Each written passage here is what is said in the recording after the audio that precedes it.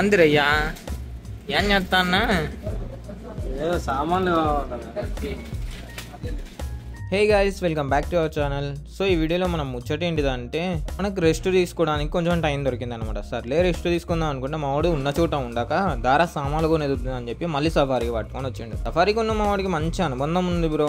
వదలినంటే వదలనంటాడు. ఇక సామాన్లు గీమాన్లు అన్ని కొండం అయిపోయిన తర్వాత టింగ్ టింగ్ అనుకుంటే ఎడికి వెళ్ళినాం అనుకుంటాను. ఆకలి అవుతుందని చెప్పి మళ్ళీ ఏ రెస్టారెంట్ పట్టుకోపోతాడు. సో మొత్తానికి అయితే ఒక రెస్టారెంట్ పట్టుకొచ్చిండు. దాని పేరు ఏందో మీకు లాస్ట్ లో చూపిస్తా. ఇక వచ్చి రాగానే వెయిటర్ వచ్చేసిండు. ఏం కావాలంటే ఇక టక ఆర్డర్ ఇచ్చేసిన. लैंग्वेज सेम है तुम्हारी सबकी और इनकी?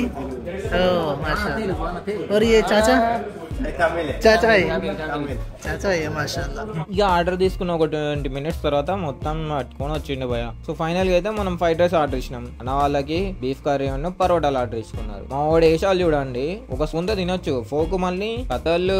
సో మొత్తానికి అయితే మొత్తం సీప్ సాప్ ఖాళీ చేసేసినాం భయ.